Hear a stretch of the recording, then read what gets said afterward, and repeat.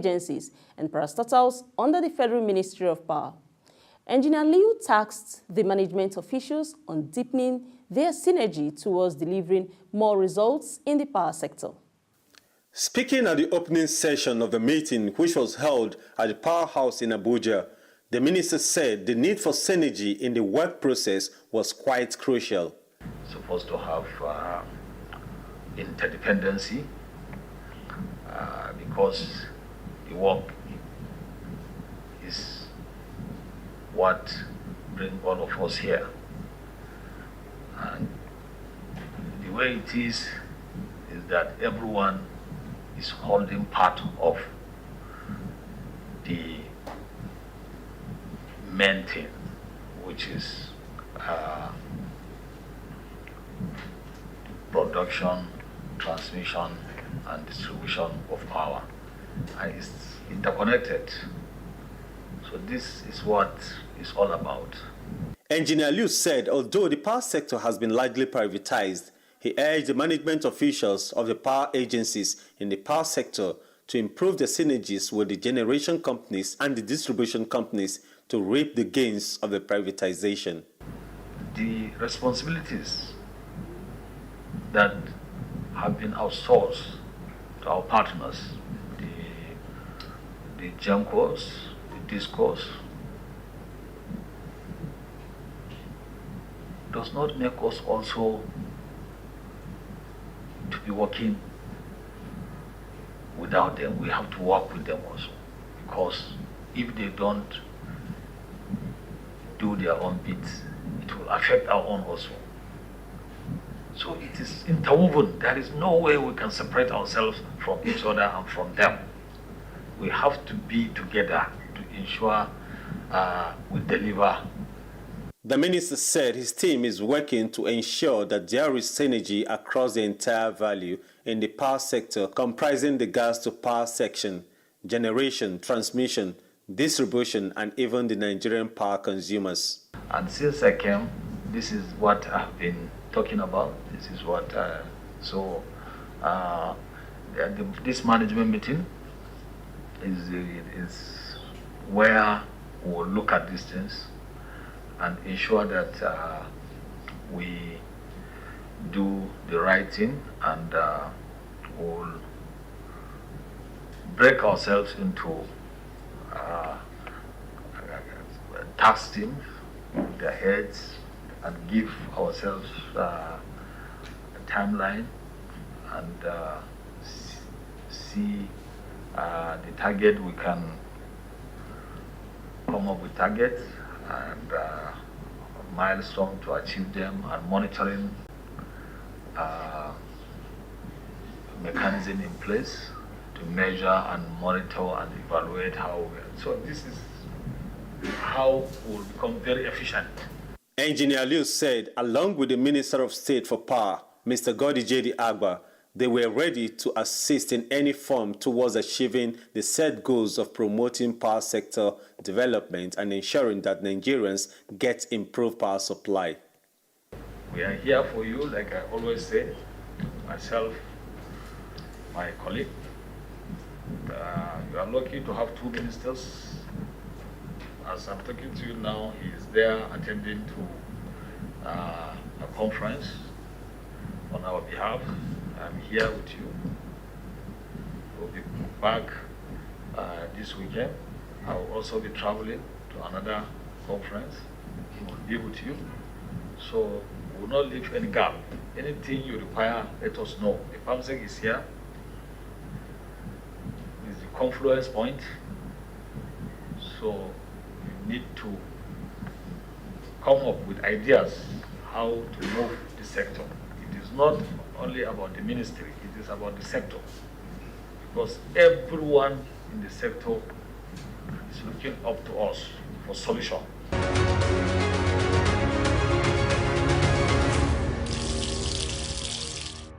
The Chairman, Executive Board of the West African Power Pool WAP, and Acting Managing Director, CEO of the Transmission Company of Nigeria, TCN, Engineer Dr. Sule Ahmed Abdulaziz, says the North Core project, a transmission line project that will link Nigeria to Niger, Burkina Faso, and Benin Republic will be completed by the pool in 2023.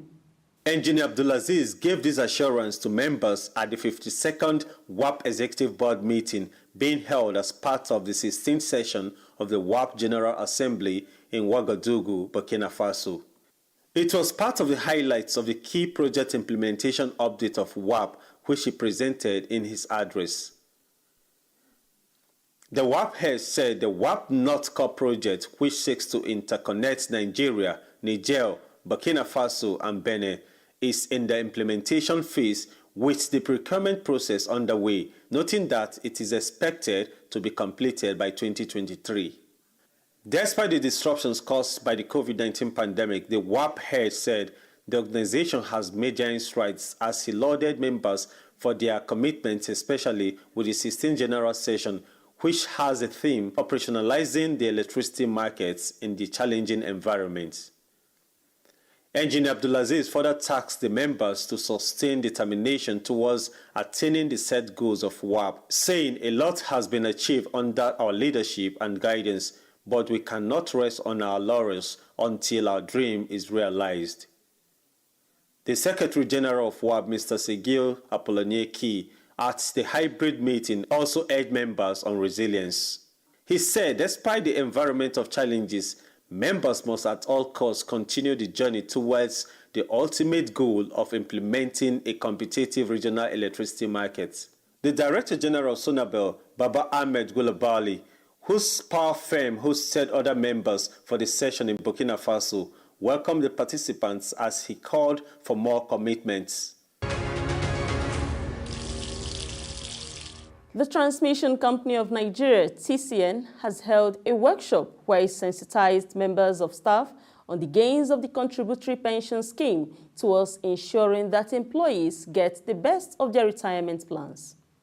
Speaking at the sensitization workshop at the TCN headquarters in Abuja, the General Manager, Human Resources and Corporate Services at TCN, Mr. Dahiru Gabdo, said the essence of the meeting was for the officials of the National Pension Commission (PENCOM) and the pension fund administrators to sensitize staff on the contributory pension scheme, which ensures that staff of TCN are given better retirement package. These are some of the things we want the PFS or their people in the experts in PENCOM to explain to us so that we know this. These things are very, very important. They are very important for us, for us to take decisions. So these are some of the things, in addition to some of those things that we've seen in the notice board. I would like to welcome those that are here, the PENCOM people and the PFA people, for honoring our invitation. And we hope that whatever they are going to discuss here will be to the benefit of all the staff and the country at large. Thank you very much. The General Manager, Industrial Relations, Mr. Chuks Naji, said there have been some inquiries from staff to know more about the contributory pension scheme, while some PFAs have also written to the TCN management to sensitize the staff on the pension matters. So we believe that a forum like this will provide a veritable opportunity for those things to be sorted out. So in this program this morning we have officials from PENCOM. They have graciously accepted to be in attendance. Their own assignment is to tell us what the letter is about the contributory pension scheme. The letter, that is what it is, what the policy specifies. Then we also have someone who will also tell us what the thing is in practice. So that some of the questions that are agitating the minds of some of our staff will be addressed. So while PENCOM is sending us the letters, then the experts, the finance experts will tell us about deviations from the letters. So that all of us here will hear right from the source. The PFAs are here also to talk about, to respond where there is a need for them to respond to some of the issues that will arise. Mr. Naji said the participants will also be sensitized on insurance policies and how TCN has keyed into the global practice to ensure that the management always prioritizes the welfare of the staff. We also invited a company, an insurance company, who address us on annuity. So it's a full package. Every question you need to ask, please ask them within these 2 hours we have to spend here. I've also invited the regional managers, IR managers in all the 10 regions to be in attendance today, so that after this program, they will take this message back to the regions. So as they are going, they are hearing from the experts, they have this right to pass on to our regional staff.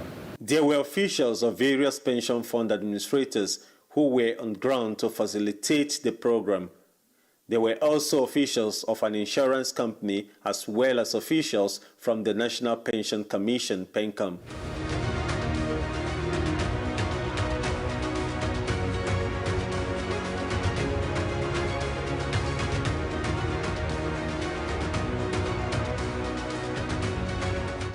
An official of PENCOM explained the concept of the contributory pension scheme, saying whatever funds have been contributed by employees are safe and can be assessed upon reaching the retirement age. The official also noted that the employees and pension contributors are now free to mitigate from one pension fund administrator to another once every year, according to the policy.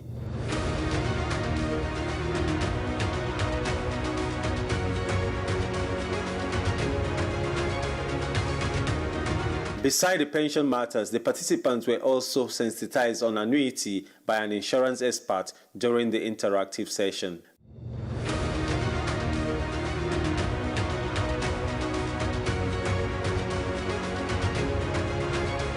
There was also the opportunity for the participants to ask questions during the session for the pension officials to provide responses to these inquiries.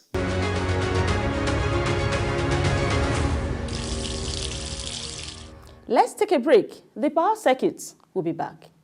The Transmission Company of Nigeria, TCN, hereby states that it is presently changing the old overload 132 kV Ikeja West, Alimoso, Ogba, Alausa, Ota, Papalanto 240 megawatt transmission line with a new high-capacity 500 megawatt transmission line to solve the problem of poor power supply in Ikeja West, Papalanto axis of Lagos State.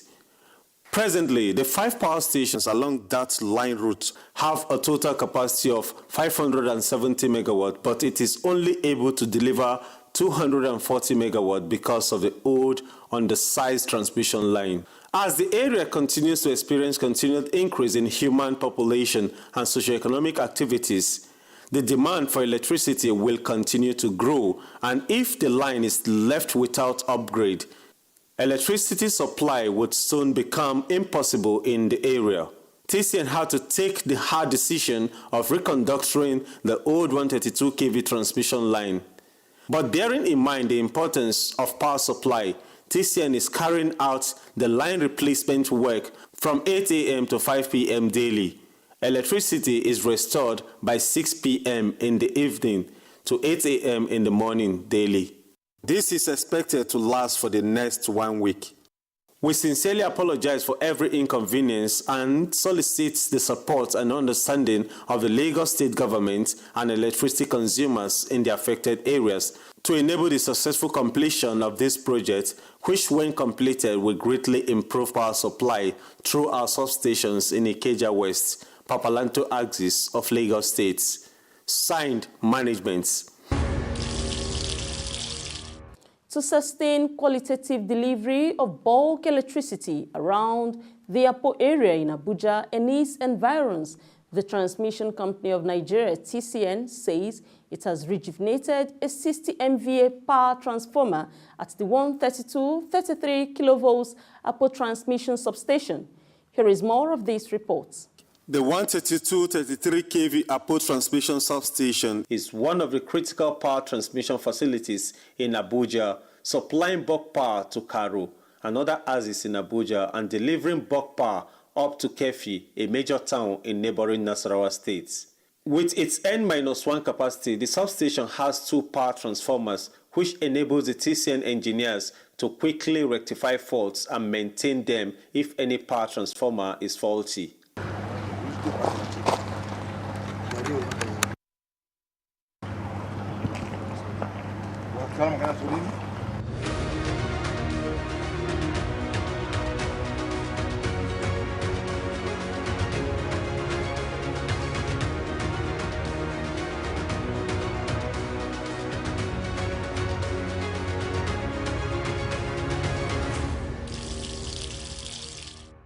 During the exercise, the Assistant General Manager Transmission at Apo Sub-Region, Engineer Musa Shuaibu, explained the work process at the power transmission facility, noting that it was to better reposition the substation for enhanced bulk power delivery after a bushing of a 60 MVA power transformer burnt.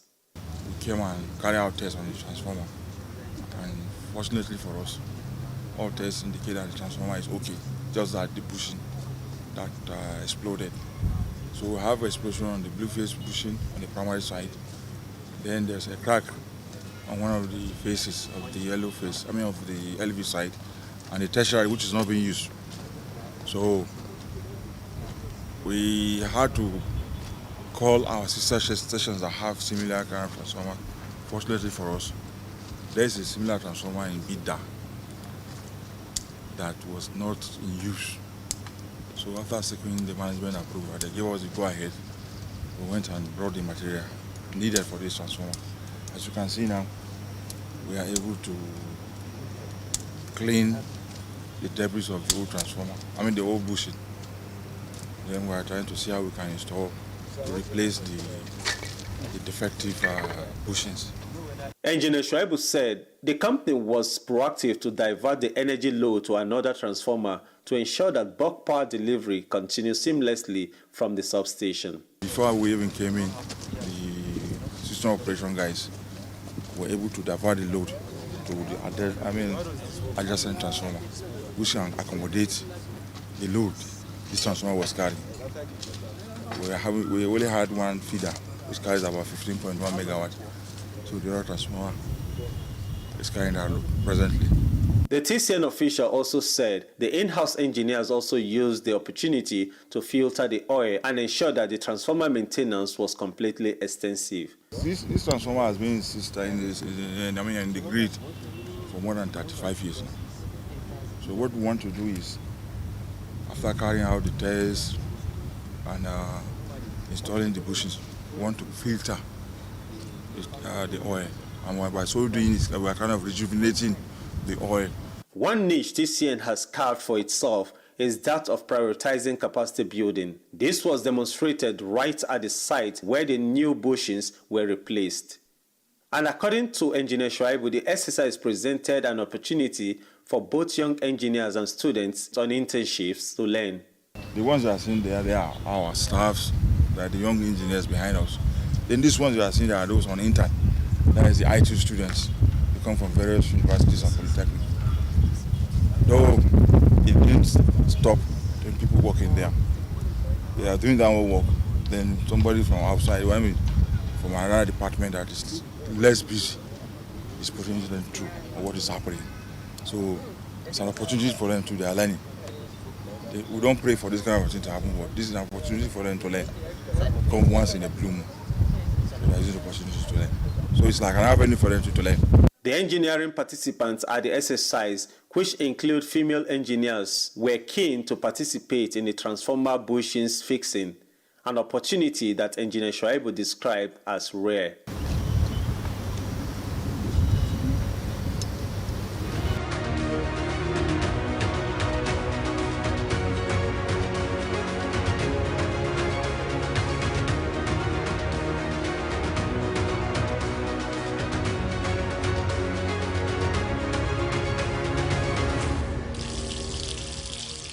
Do not build under transmission power lines for your safety and health. Electricity power lines and substations, either for power transmission or power distribution services, are extremely dangerous when exposed to direct human contact. These power lines and substations transmit electricity that lights up our homes and offices, power our computers, TVs, and refrigerators. On the other hand, the same electricity when exposed is extremely dangerous. It can shock, electrocute, and kill anyone on its way. That is why everyone must adopt safety measures whenever we use or are close to electricity facilities like power lines or substation or transformers. For the safety of the people and animals, governments all over the world have approved way leave or right-of-way of 50 meters for 330 kV power lines and 30 meters for 132 kV power lines, and for 33 kV lines, the way leave is 15 meters. People are not expected to be found within this way leave or right-of-way for safety reasons. The lines can suddenly cut and fall to the ground with very disastrous consequences such as fire and electrocution of anybody and destruction of anything, be it vehicle, houses, or vegetation on its line. It has also been established that power lines and substation emit electromagnetic fields, EMF, which is dangerous to human health. The World Health Organization, WHO, has warned that people who spend long hours under or close high-tension lines stand the risk of being affected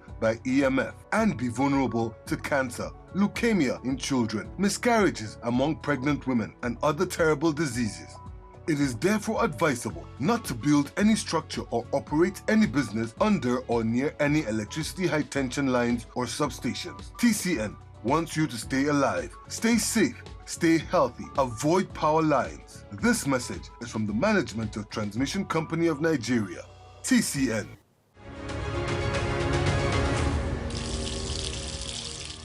The Transmission Company of Nigeria, TCN, is committed to improving its capacity to deliver much more reliable bulk power that will translate to stable electricity for Nigerians.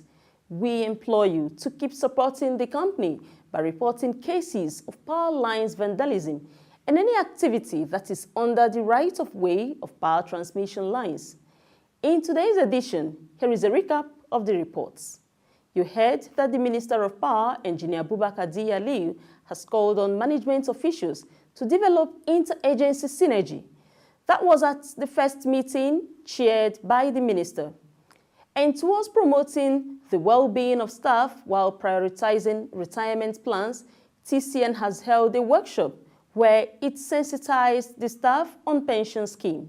And from Ouagadougou in Burkina Faso, Chairman Executive Board of the West African Power Pool WAP and TCN head, Engineer Sule Ahmed Abdulaziz, says the North Core transmission line linking Nigeria, Niger, and others would be completed by the pool in 2023.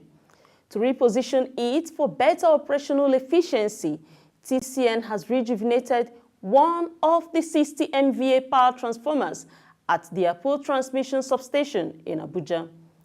Always be there with us, always.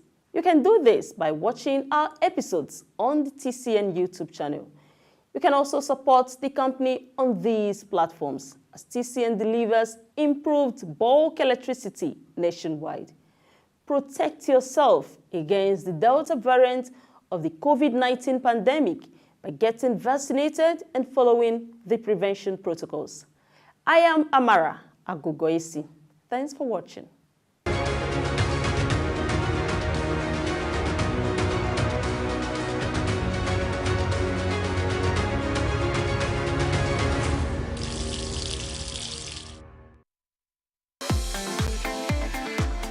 From dusk to dawn, 24 hours a day, NTA International is with you in your living room, office, everywhere and anywhere.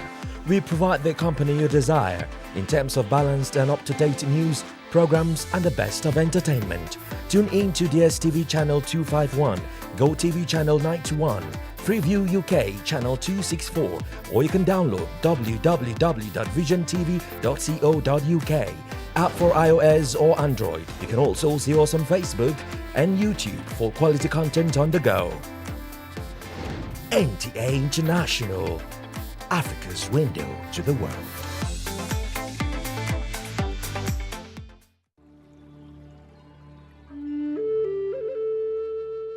There is an epidemic affecting individuals in every community, regardless of age, economic status, gender, race, religion, or nationality. It is called domestic violence.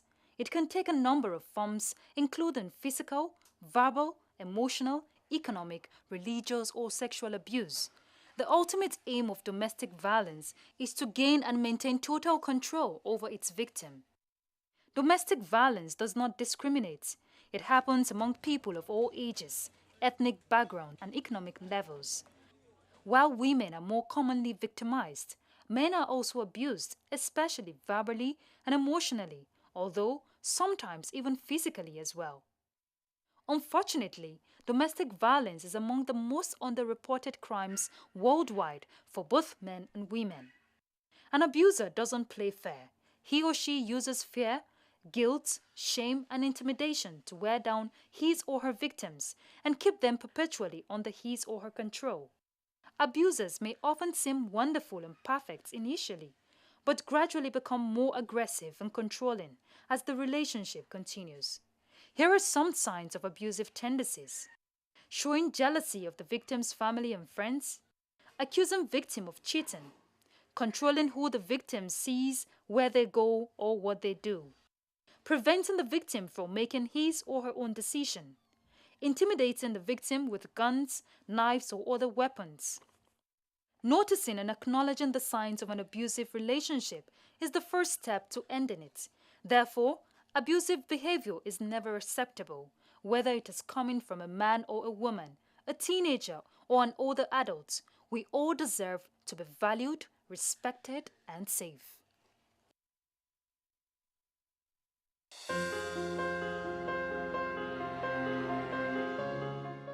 The vaccine offers hope for a safe country free of coronavirus. I urge all state governments, traditional and religious leaders to take the lead in the mobilization effort within their environment and spheres of influence. I similarly urge all eligible Nigerians to present themselves and be vaccinated in accordance with the order of priority already mapped out at the various authorized designated centers only.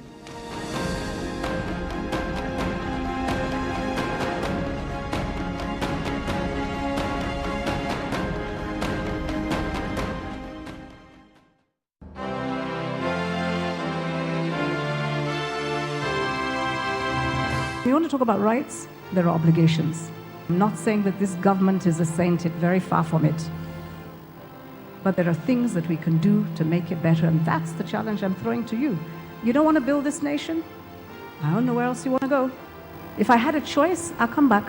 When I stand outside and I hear what you have to say about this country that I know that I can die for as one, then I'm really sad because you're young. You have education. You have tools. You have a huge future.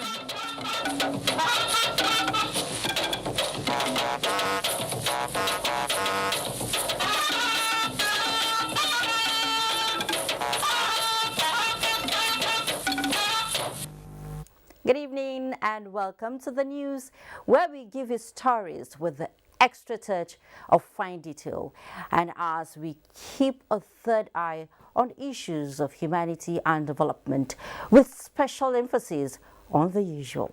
Tonight, the dream of relaunching a national carrier close to touchdown concepts taxing to reality as government gives April 2022 as date for Nigeria Air to take to the air. On crime and criminality, Nigeria Police Rescue Me app to the rescue. On the judiciary, the Chief Justice of the Federation engages the executive arm on ways to push compliance to autonomy of the judiciary over the line at the state level. Hike in the price of cooking gas, leaving the hot sauce discontent in its wake as the first love for firewood and charcoal goes up in the smoke of scarcity. For civil servants, the December 1st no job date looms. What bends and what breaks? We have these and more tonight, so stay for the ride. You know the taste of the pudding is in the eating. I am Fatima Omar Buba, and this is News Extra. I welcome you. All things being equal, Nigeria Air, the nation's national carrier, will take to the skies in April 2022. This followed the approval of the outline business case for the project by the Federal Executive Council. Minister of Aviation Hadi Sirika announced this while briefing journalists after the meeting of the council presided over by President Muhammadu Buhari. State House correspondent Adam Sambo reports. This is the sixth and perhaps the last time the Federal Executive Council under the Buhari presidency will be considering the outlined business case for the establishment of the national carrier. Nigeria Air, which of course, if you remember back in time, this was subject to national debate, and 400,000 people participated to choose the name, the color, the logo, everything. And it was produced that time. And it was launched also in Farnborough as far back as 2018. The structure of the proposed airline indicates that government will be owning not more than 5% of the equity share and 46% by Nigerian entrepreneurs. The remaining 49% will be held by what the minister called strategic equity partners to be sourced during the procurement phase of the project. This airline, if started, and within the first few years will generate about 70,000 jobs. These 70,000 jobs, they are higher than the total number of civil servants that we have in the country. Its importance had been well discussed, but one important item is the AU Agenda 2063, which speaks to integration of Africa, which speaks to the commerce and trade within Africa, that is intra-Africa. The quickest way that you can integrate Africa is by air. Once the right policy is in place, like SATEM, you can connect Africa, and then of course the needed integration will happen. Hadi Sirika also secured the council's approval of a 1.49 billion naira contract for the provision of automated civil aviation regulatory equipment called the Truth Machine for the Nnamdi Azikiwe International Airport, Abuja. This is a software that will allow all of the activity of civil aviation regulation to be done electronically on one platform, including payments, including follow-up on personal licensing, the medicals, the economic regulation of airlines, safety regulation of airlines, and all other businesses within the envelope of civil aviation will be monitored by this single software. All of the truth of regulation of civil aviation will appear on this platform. It's an extremely important software that the world has now come to terms with. Also approved by the council is the award of contract for the provision of training, logistics, operational equipment, and maintenance support under the Integrated National Surveillance and Waterways Protection Solution infrastructure in Nigeria. This is more like a recurrent expenditure for the Deep Blue project. If you stop purchase of petroleum, payment of allowances, and the size that you need to insert cameras and all that, then it won't function. So that's what this seeks to achieve. There's huge improvement in the security in our waterways now, and we hope that it will continue as we progress. Over 6.3 billion naira is to be expended on the project aimed at enhancing the safety and security in Nigeria's maritime domain as well as the Gulf of Guinea for economic development. From the State House, Adamu Sambu, NTA News. With the oil sector now contributing only 7.49% to the nation's GDP and 92% mark the non-oil sector, the Buhari administration's economic diversification drive has been achieved. The Minister of Finance, Budget and National Planning, Zainab Ahmed, stated this at a media briefing after the meeting of the Federal Executive Council. State House correspondent Adam Sambo again reports. Finance Minister Zainab Ahmed briefed the Council on the third quarter GDP report for 2021 released last Thursday by the National Bureau of Statistics. Amongst others, the report, which shows a growth of 4.03%, made it clear that Nigeria has recorded 4 consistent quarters of economic growth. The Nigerian economy is truly very, very diversified.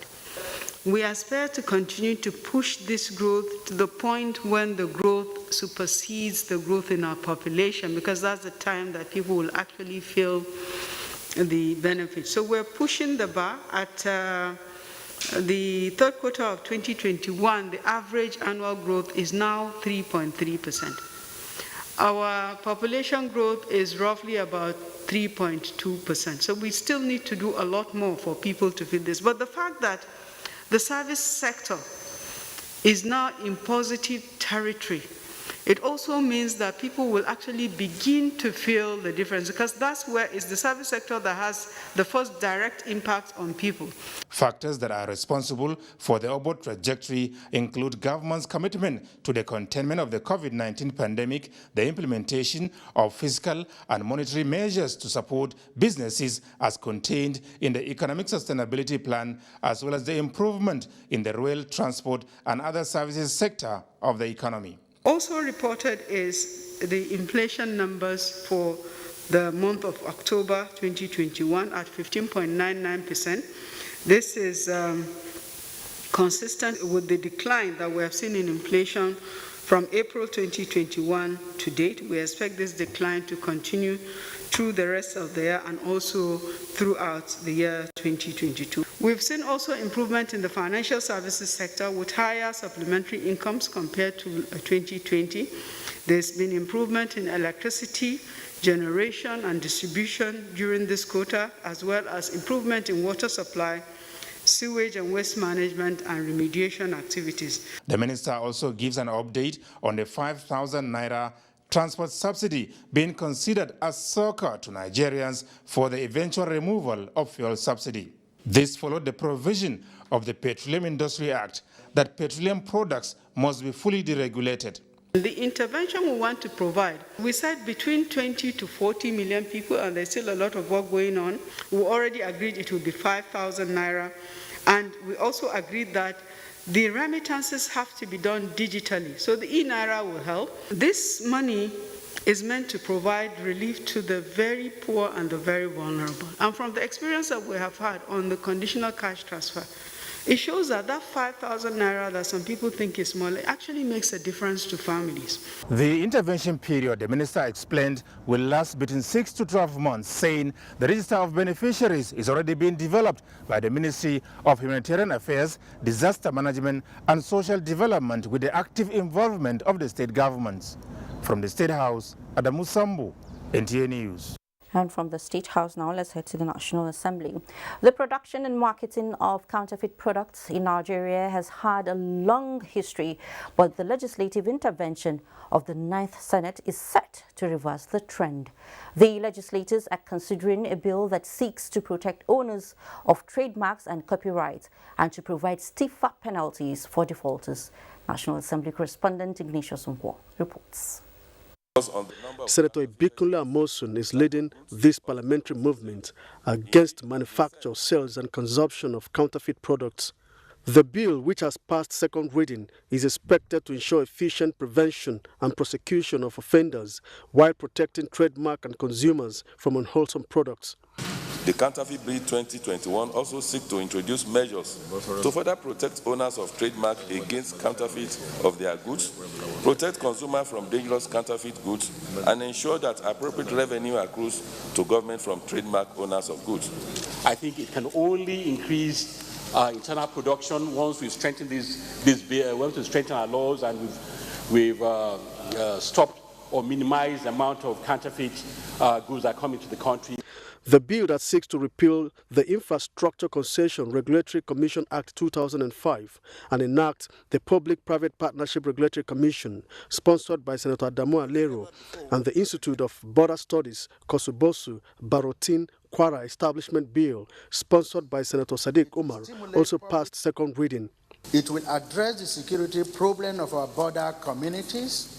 It will help to strengthen the nation's already porous borders in line with global standards. Provide a revolving trust fund that shall enable project development funding, viability gap funding, and the creation of national PPP project libraries.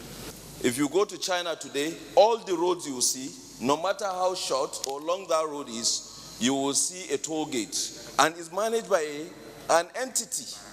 We need to encourage the private sector to participate in the development of infrastructure in our country. Senate paid tribute to Umaru Sani, former clerk of both chambers of the National Assembly, who died a few days ago.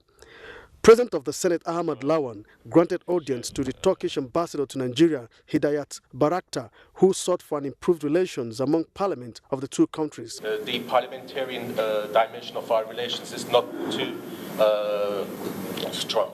I want to also take this opportunity to assure you that the parliament here in Nigeria, the National Assembly, particularly the Senate, will be glad to have a parliamentary relationship with the Turkish Grand Parliament.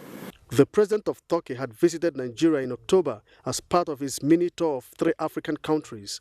From the National Assembly, Ignatius Nkwo, NTA News. Meanwhile, the recent disruption of movement of travelers on the Abuja-Kaduna highway due to banditry has caught the attention of the House of Representatives during plenary Wednesday. House members urged security agencies to take action and curb the attacks. National Assembly correspondent Lami Ali reports that Representative Hassan Nalaraba raised the issue. Deliberated as a matter of urgent public importance, resurgence of banditry along the Abuja-Kaduna road, the lawmakers said, should be decisively tackled. Taking on attack consistently, Sunday, Monday, Tuesday, Wednesday, I think is something that the security agency needs to do something about it. And it's in particular area called Regina. And this Regina, there are a series of security reports that bandits are being grouped in Regina. The House therefore wants a monthly report and quarterly briefing from security agencies on combating insecurity. The House passed a resolution to investigate the non-implementation of the National Cancer Control Plan 2018 to 2022, launched by the federal government as moved by Representative Segun Odebumi. In 2018 alone, Nigeria recorded an estimated of 116,000 new cancer cases with 41,000 mortalities. And since then, the mortality rate keeps increasing. Following a motion from Representative Gudaji Kazauri on implementation of the Presidential Youth Empowerment Scheme, the House mandated relevant committees to interface towards ensuring funding for the scheme, just as it urged relevant government agencies to address the plight of communities in Delta states over devastation caused by ocean surge. The recent flood has not only rendered the residents of the community homeless, but also pose a threat to health of the resident, which may lead to disease outbreak, thus increasing the risk of transmitting COVID-19 as residents has resorted to makeshift settler. 4 bills passed second reading, including a bill to rename University of Ilorin Teaching Hospital and a bill to establish Federal Polytechnic Ayete in Oyo State.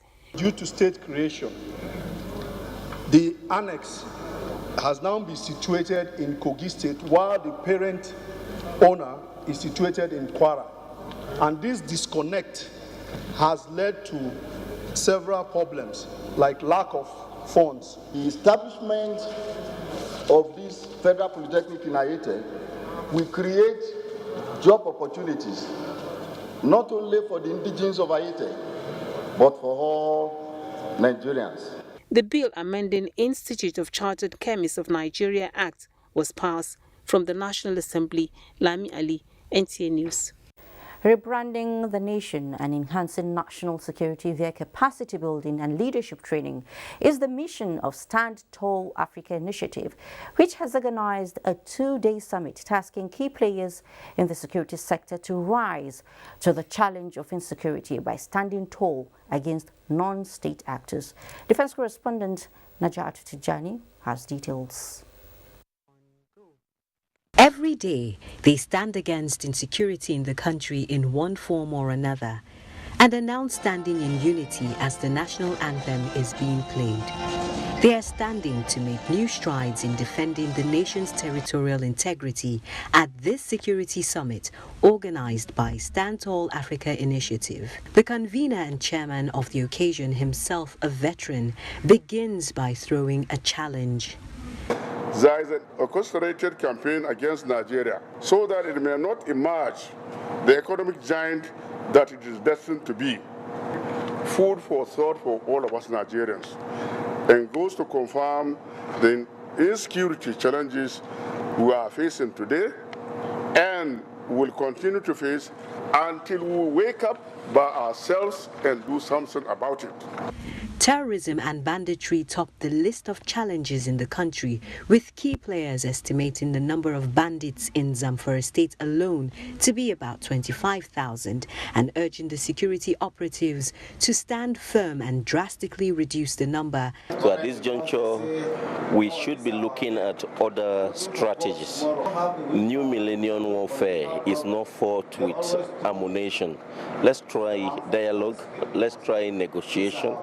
It's time to take a different approach to security challenges in Nigeria, with key players advocating traditional rulers such as the Emir of Kaura Namoda and his counterparts across the country playing a prominent role in intelligence gathering.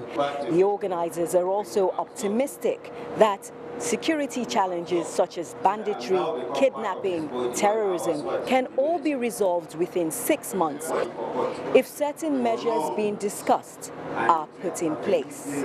As the meeting adjourns for another day, it ends on an optimistic note that this administration will overcome the present challenges before handing over to the next government. Naja'at Tijani, NTA News. In the meantime, Army War College Nigeria is strengthening relationship between the three services of the armed forces and other agencies to overcome national security challenges in the country and beyond. This formed part of the graduation lecture of Course 5 of 2021 participants of the college. Abakar Usman Okwanga reports. Synergy amongst the three services of the Nigerian Armed Forces has been described as a sure way to clip in the wings of notorious syndicates terrorizing parts of the country. Now, for the 2021 graduates of the Army War College Nigeria, the new approach is on strengthening the existing relationships for a stable country and secured future. Without doubt, jointness amongst the three services is highly imperative to fostering comprehensive approach to national security in our nation. It is against this backdrop that the topic for this graduation lecture, Enhancing Jointness in the Armed Forces of Nigeria, My Perspective, is indeed apt. To the Chief of Defense Staff, a more sophisticated measure and attitudinal change are being evolved to match present security reality of emerging threat to national unity. In response to these very interests, the Armed Forces of Nigeria have continued to support the police and other security agencies towards containing the situation by making several security interventions through activation of several internal security operations which cut across the geopolitical zones. The 63 participants who cut across Army, Navy, Air Force and other relevant security agencies are expected to drive the required change at domestic, regional and global levels. In Abuja, Abubakar Usman Okwanga, NTA News. To judiciary matters, going to 6 months now after the Judiciary Staff Union of Nigeria suspended its strike following the signing of an agreement with state governors, there are indications that a resumption of the strike is being contemplated in view of the lack of implementation of the agreements. But to avoid this, the Chief Justice of Nigeria and indeed the executive arm of government have of recent been speaking up on the need for states to comply with the constitutional provisions of autonomy for the judiciary. In this report, Femi Okeo takes a look at some of the outstanding issues concerning judicial autonomy. Even before the heated dialogue between state governors and the Judiciary Staff Union earlier this year, the Buhari administration had shown its direction in this issue of the autonomy for the judiciary by signing the Executive Order 10, This was to strengthen the already existing constitutional provisions on this matter and 3 previous court pronouncements. To call off the Judicial strike in June this year, 2 major agreements were signed between state governors and the striking judiciary staff. First is the agreement to promulgate a law for the establishment of state account allocation committees, and the second is the setting up of the committees itself and its takeoff. Judicial says only 2 states, Adamawa and Sokoto, have taken the first step, even though a few more states, like Plateau and Rivers, argue that what they are running already complies with that standard. I went back to the judiciary just last year. I told them, I said, this thing is coming. Let us start implementing it. You take over the salaries of your juicing and allowances of juicing. I've given them salaries and allowances of juicing. But beyond technicalities, the Chief Justice of Nigeria and Vice President Yemi Osinbajo, who represented President Muhammadu Buhari at the 2021 All Nigeria Judges Conference, are united on the need for practical steps to be taken to allow the judiciary function unfettered. I hereby report, to go on a sad note, that very few states have implemented the agreement entered into in June. My administration, through the Federal Ministry of Justice, in collaboration with the National Judicial Council, has been working towards the resolution of these challenges in ensuring that the judiciary is financially independent. Legal practitioners, too, join in this call. The governors have reached an agreement with them, they need to implement that agreement. Once their budget is approved, once a thing like that should be given to them, even if it means on quarterly basis. Judicial was not agitating simply for 1 or 2 states, but for a holistic compliance with the Constitution. While Nigerians may seem to have gone to sleep on this issue of autonomy for the judiciary, the federal executive and the judiciary, who do not have issues working together in this case, do know the implications of a stalemate with state governors and would therefore wish to use this law to resolve the issues. In Abuja, Femi Okeowo, NTA News. And the capacity of the Supreme Court to dispense justice as stipulated by Section 6 of the Constitution has come under severe scrutiny. Amendment of the 1999 Constitution to facilitate the creation of a constitutional Supreme Court to hear designated cases expected to lie at the apex court by way of leave of the court has been advocated. Some senior learned advocates and lawyers made the proposal following the backlog of cases yet to be listed for hearing after years of filing. Judiciary correspondent Vera Chumuba's investigation revealed that the situation has forced some litigants to suspend or forfeit their legal rights, while others have died awaiting justice to be served. The Supreme Court is strategic in nurturing Nigeria's constitutional democracy. As the highest court in the land, it is also a court of last resort for those seeking justice. However, the court, as is presently constituted, is becoming increasingly difficult to dispense justice timely and efficiently due to backlog of cases. The Supreme Court has jurisdiction to determine cases of general public interest capable of shaping the country's policy. The court has been discharging its constitutional obligation as the judicial powers of the country is vested in the courts. However, Nigeria's poor justice delivery system has resulted in the backlog of cases at the apex court. The court hardly complies with full complement of justices as required by law to tackle the workload. As some justices of the court retire, or even with that, replacement to bridge the vacuum created by their absence does not come easy. In addition to election matters that often open up floodgates of political cases, ICT facilities have been installed at the court to fast-track justice delivery in line with contemporary times. For the appeals itself, a special panel can also be constituted to sieve criminal, commercial, and others. Because commercial decisions affect the economy of the nation.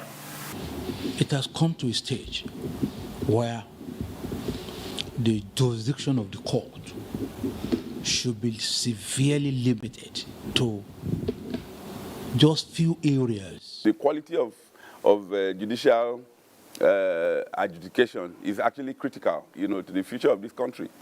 To be able to make the Supreme Court effective, we have regional Supreme Courts. Thought the right constitutional amendment done, this issue will keep lingering on.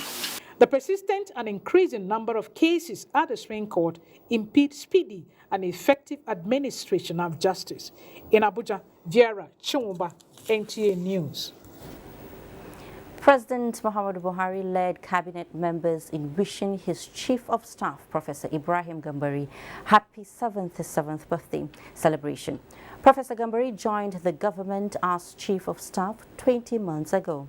Before this time, Professor Gambari had served as Minister of Foreign Affairs under the military government led by the then Major General Muhammadu Buhari in the 1980s and went on to serve as Nigeria's permanent representatives to the United Nations, rising to the position of Under Secretary General and Special Advisor on Africa.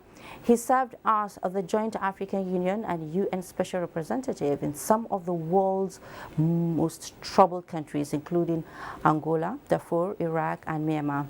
Described as an accomplished academic, Professor Gambari has taught at the City University of New York, the State University of New York, and Ahmadu Bello University Zaria, as well as a visiting professor at the Johns Hopkins School of Advanced International Studies in Baltimore, Maryland. Similarly, President Muhammadu Buhari has sent warm felicitations to the former Group Managing Director of Nigerian National Petroleum Corporation, NNPC, Dr. Jackson Gaius Basaki, on his 76th birthday. President Buhari congratulated the renowned oil and gas expert for his dedication to national development, particularly in one of the cornerstones of the economy, instituting reforms, counseling leaders, and opening up opportunities for more investment. He commended Dr. Basaki's foresight in the energy sector and shared experience to prepare the nation for the challenges and gains. The president prayed for all-round well-being of the chairman Brass LNG and his family. Up ahead on News Extra, amplified voices against acts that negate the safety and dignity of the hands that rock the cradle. Plus, the subtle reminder on COVID-19 vaccination for federal civil servant as the clock ticks towards the deadline for sanctions. These and more in a moment. Do stay with us.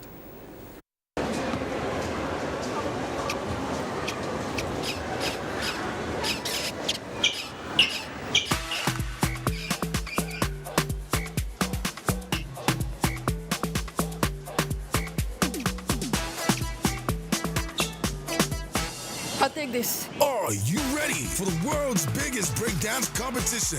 Enter Globe Battle of the Year Nigeria and win Mega Millions. Globe Battle of the Year Nigeria is here.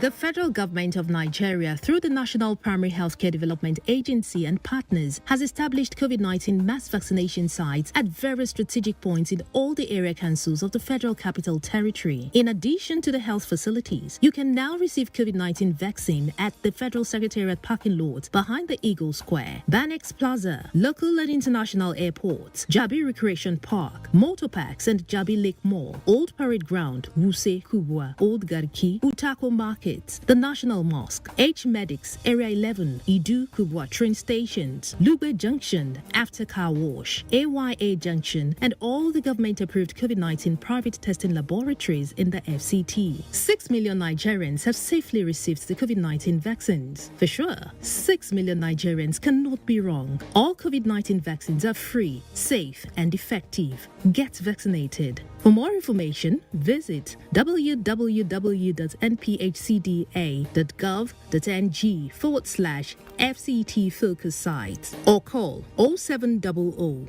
2200 122. This message is from the National Primary Healthcare Development Agency.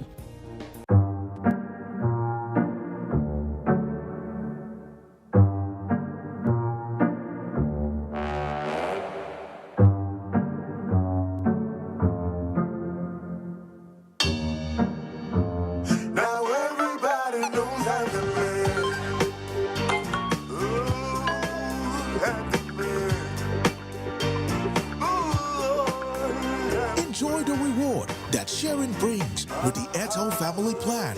Get bonus talk time, SMS and data for each family member you share with. Dial *141# now.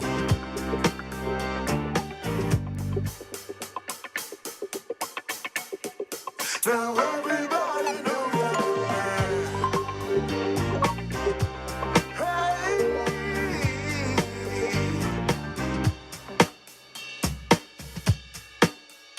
Airtel, the smartphone network. Everybody knows the secret to good cooking is that special ingredient. The mothers know it, but does this new generation know it? Let's find out. Mothers, daughters, are you ready? Yeah! Let the cooking begin. Erisco tomato paste.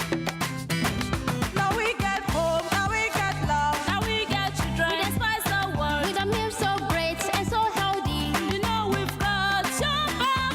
Oh, with Erisco, Rigico, Nagico. Ladies and gentlemen, food is ready. Food of love. Tomato paste.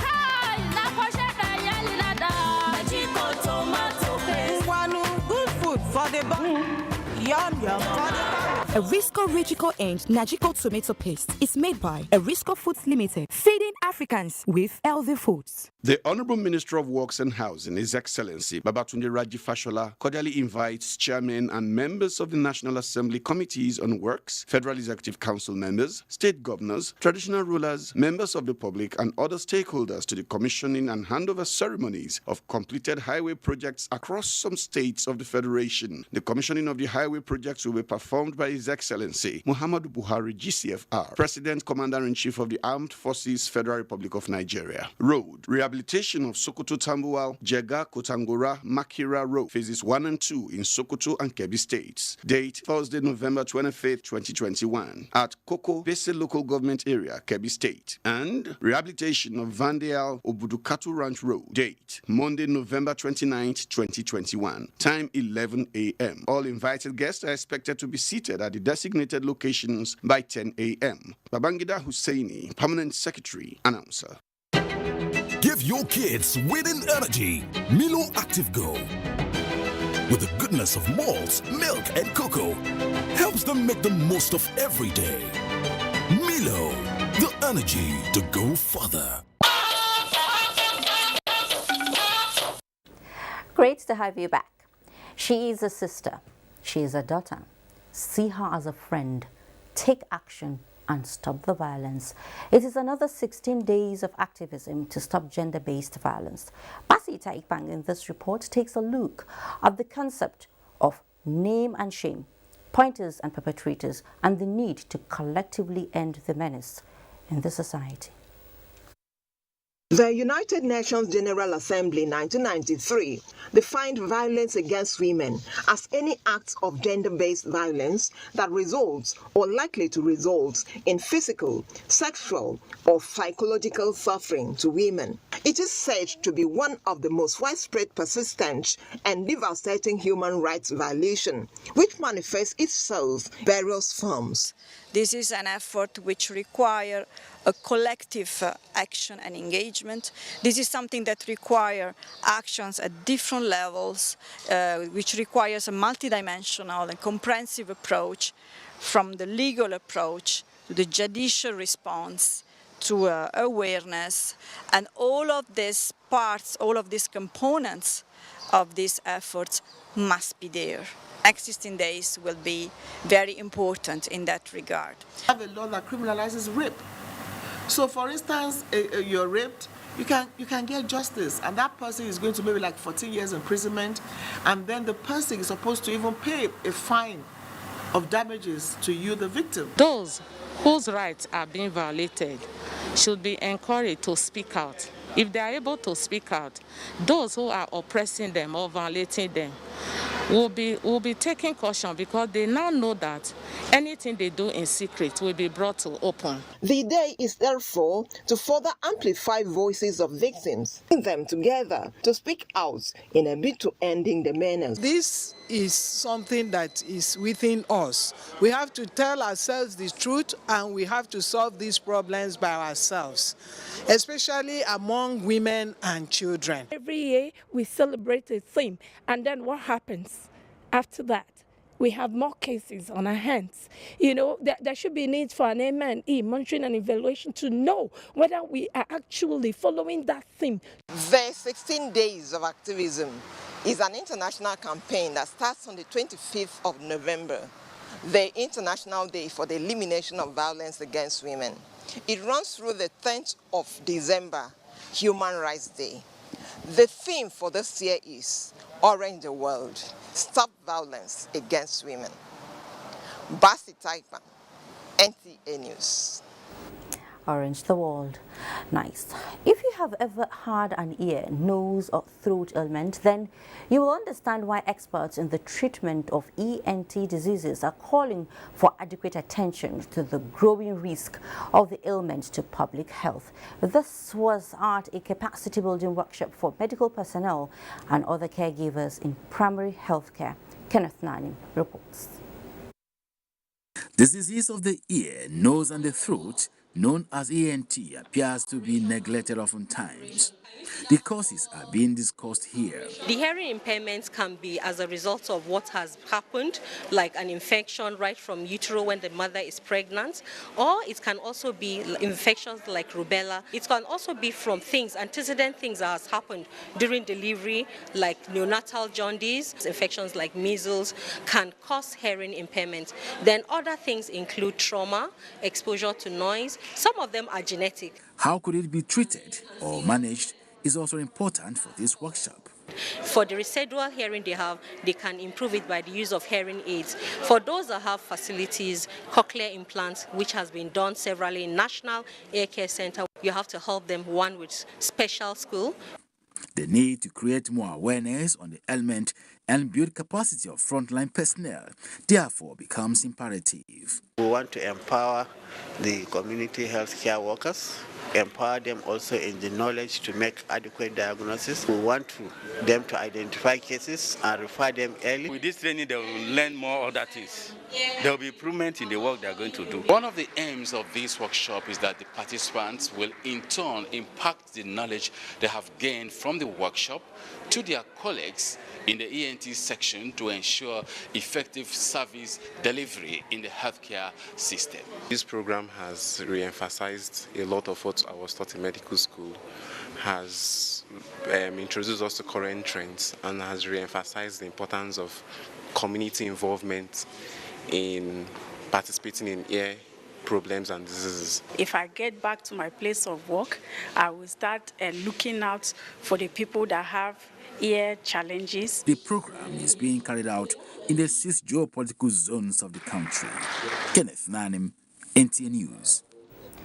Cancer is one of the leading causes of deaths globally, as it spares no one. Concerned about the havoc caused by gynecological cancers, the National Center for Women Development organized a workshop on strategy towards early detection, treatment and elimination.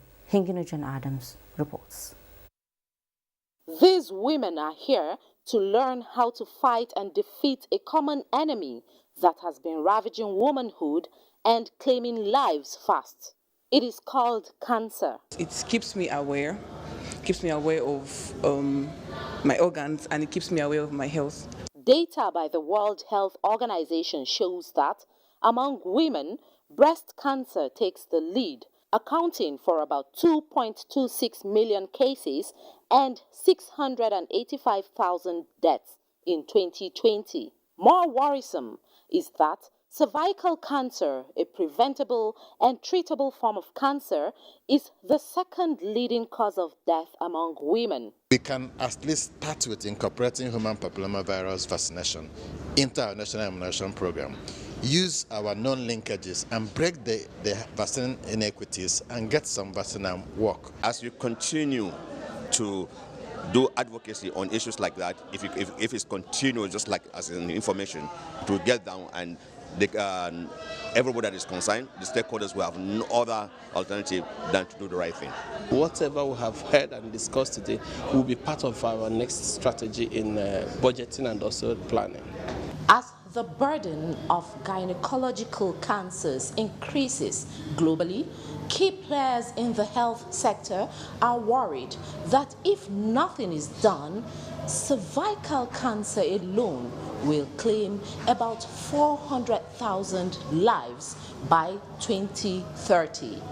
In Lagos, Hinginu John Adams, NTA News. Oh, that's scary, I must say. Now, in about a week from now, federal government workers who are yet to receive the COVID-19 vaccine are at risk of being denied access to their offices. With COVID-19 mass vaccination drive easing accessibility to the vaccine, the question is, are civil servants taking advantage? Oluseyi Adiagbo is waiting to fill us in on this, as well as clarification on what applies to pregnant women and nursing mothers. The onset of COVID-19 world over has changed the narrative of humanity in almost all spheres of life, and world leaders deploy diverse measures to stem the tide of the pandemic. All thanks to virologists that comes up with COVID-19 vaccination to combat the disease, which ironically was received with hesitancy in many countries, hampering the nature mitigating efforts of government. While the actors in national response intensify efforts in promoting confidence in the safety of COVID-19 vaccines through effective communication with relevant stakeholders, Nigeria's Presidential Steering Committee on COVID-19 continues to re-engineer strategies to enlighten the people. Let me at this juncture remind Nigerians that the vaccine mandate policy has become a global phenomenon, and Nigeria is not an exception. Pregnant women breastfeeding are eligible for the vaccines. The vaccines are safe for these categories of people. If there's any reason why anybody has any doubt, right, they should ask their healthcare providers. Obakunle Kolawole and Dayo Goshola are both civil servants, first distracted with fake news and assumption on COVID-19 vaccination. According to them, passions displayed by the federal government encourage their participation. You see, they say he's taking iron, he's magneting this. But on proper consideration of this thing, and now look at it, would the government decide to kill the citizen? That's not possible. So this morning, I've made up my mind. I say, let me go and take this thing. I haven't waited all this while to see if probably there will be a reaction on those who have taken. And I'm certain now that at least there has not been an established problem with those that have taken these vaccines. With more than 6 million Nigerians already vaccinated and living testimonies of a safe COVID-19 vaccine, with designated vaccination sites across FCT, expected to be the same across states of the Federation. The hope is that federal civil servants and Nigerians at large understand the necessity of being vaccinated for its effectiveness in winning the war against the pandemic. In Abuja, Oluseyi Adiagbo, NTA News. Let's head to Port Harcourt now, where there is a looming danger in some parts of the city. The River State capital, that's Port Harcourt. It is the removal of over 100 manhole covers across Port Harcourt by vandals, putting the lives of motorists and road users in danger. Emmanuel Lene was in town to assess the situation and now reports. Manholes dot major roads in Port Harcourt. They are used as the sitting points for the drainages, which also serve as pedestrian walkways. Unfortunately, despite the usefulness of these holes, usually covered by metals, vandals are taking advantage of the high market demand by carefully removing them, thereby exposing residents to these deep, uncovered holes. Between Uzoba and NTA Port Harcourt, over 50 manhole covers like this have been removed, and this is putting the lives of residents and motorists in great danger. I was jogging in the morning hours and I didn't know that it was open. But for grace, I would have lost my life. I hit my leg across and fell over the other side. About when it's raining. So what happened? I think I learned that somebody lost her child because that place was open.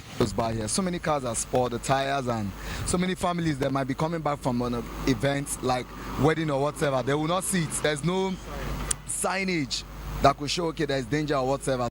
As a temporary measure, some good Samaritans have gone the extra mile by placing signages to caution unsuspecting road users. Look at the carry this side and they cover the place. Also, people can fall there, or small children can fall there, where we say nobody will know.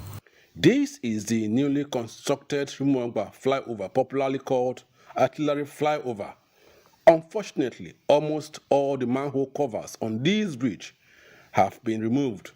This is not going down well with most residents, and the question many are asking is, what is the government doing to arrest the situation? Covering them now is not possible this December, because we are doing a study on what kind of material we will use. Because if we do concrete reinforced slabs, by the grace of God, they won't get there, because the iron rod will be inside. If we see any key, we'll wear them down. While many are calling for permanent solution to these open manholes to avert the unfortunate consequences and looming dangers that may be associated with these open holes, arresting the vandals and possible prosecution, many say, will help address the situation. In Port Harcourt, Emmanuel Lene, NTA News. Training and retraining of media practitioners on proper professional ethics, as well as the right use of words in reporting conflict situations, have been identified as one of the ways to avoid aggravating conflicts and engender national peace. These were some of the concerns raised by stakeholders at a one-day national summit organized by the National Broadcast Commission. Adiola Kamiakere has that. Conflict is said to be inevitable and a fact of life. But managing conflict situations by media practitioners in their reportage, speakers at the summit say, can either quell it or escalate it. Director General of the National Broadcasting Commission decried the manner at which some reporters present Nigeria's security challenges to the world. He charged them to ignite the spirit of professionalism in their duties, thereby preventing public anxiety and fear. We are living in a society that is full of sentiment in Nigeria now. We should be very careful in the way we frame our stories and the way we report the stories also. In their paper presentations, Professor Armstrong Idachoba and Professor Sunday Ododo noted that journalists play important roles in conflict management through their reportage. What do you gain when you go into public inaccuracies or things that could be manipulated, especially when you border on national security? And as professionals, as journalists, we have to learn to distance ourselves and be objective. Some participants also affirmed that the drive to break big stories most times distort facts. Whatever has to be put on air is thoroughly scrutinized. In terms of conflict reporting, you should be able to manage properly in such a way that it will not add to the problem. I will go an extra mile to ensure that the peace of this country is retained, no matter who is involved. The summit, which featured panelists reviewing the presentations, suggestions, and interactive sessions, organizers say will help review the broadcast code when the need arises. In Lagos, Adeola Komiakere, NTA News. Thank you, Adeola.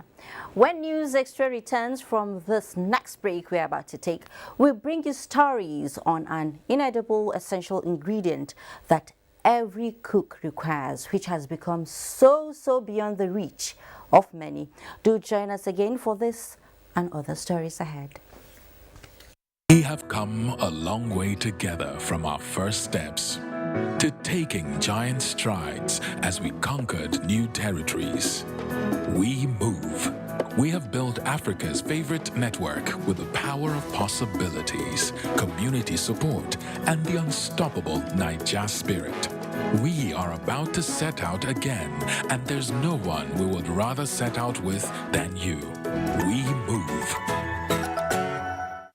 The Abdusalami A. Abubakar Institute for Peace and Sustainable Development Studies cordially invites the public to the first CRIFT in honor of General Abdusalami A. Abubakar, GCFR CSG. Theme: General Abdusalami A. Abubakar, a mediator and bridge builder. Date: 25th to 27th November 2021. Venue: Margaret Ekpo Hall, Houghton Suites, number 1, Uke Street, Garki, Abuja. Issues to be discussed include triggers of a conflict in Africa, mediation for peace and security in Nigeria and beyond. Distinguished personalities include His Excellency Jean-Claude Kassi Brau, His Excellency Musa Faki Mahamat, Chairman of African Union, His Excellency General Ibrahim B. Babangida, His Excellency Goodluck Ebele Jonathan, His Excellency Olusegun Obasanjo, GCFR, and His Excellency Thabo Mbeki are to speak on managing conflict in Africa. His Excellency Muhammadu Buhari, President, Federal Republic of Nigeria, will also present a speech. Dr. Diamond Priye Ogidi, Director, Announcer.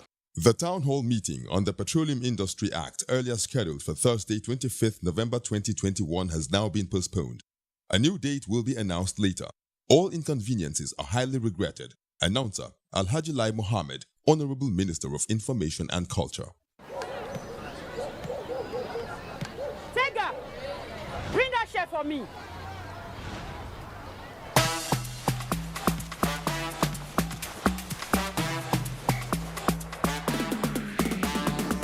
Are you ready for the world's biggest breakdance competition?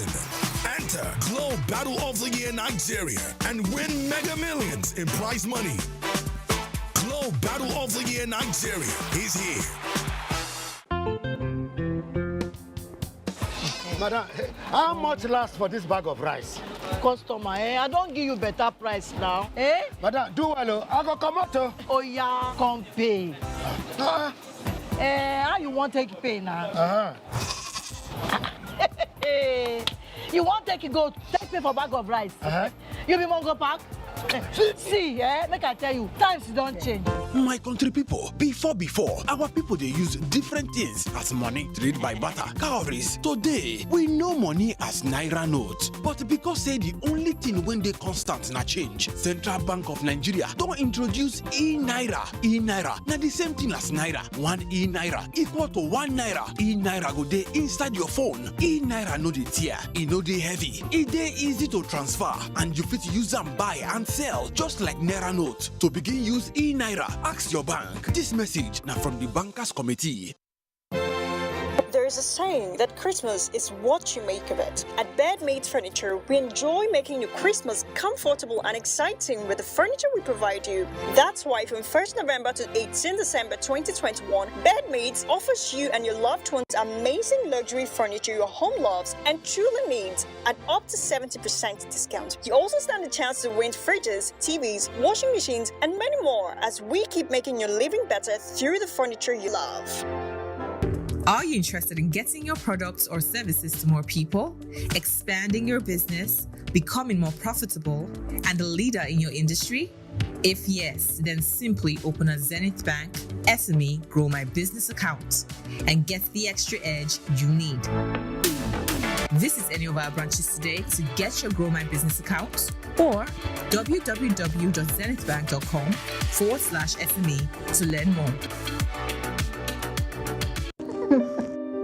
This is beautiful.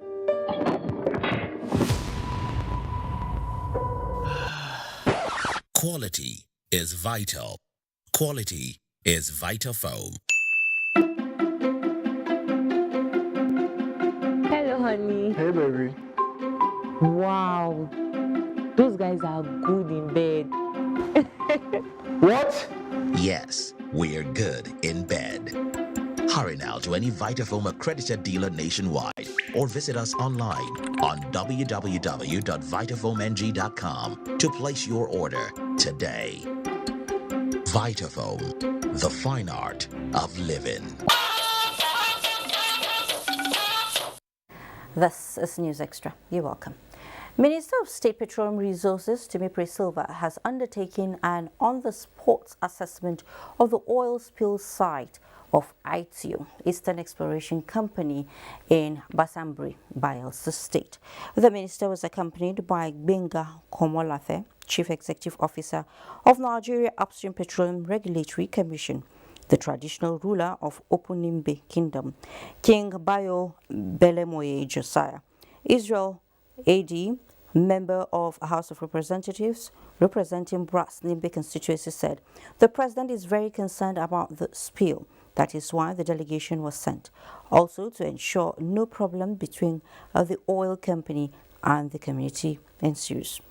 The minister reiterates that President Buhari feels the pain of the people and wants urgent steps taken to stop further degradation of the environment. He acknowledged that the spill was a serious environmental concern needing urgent measure to contain.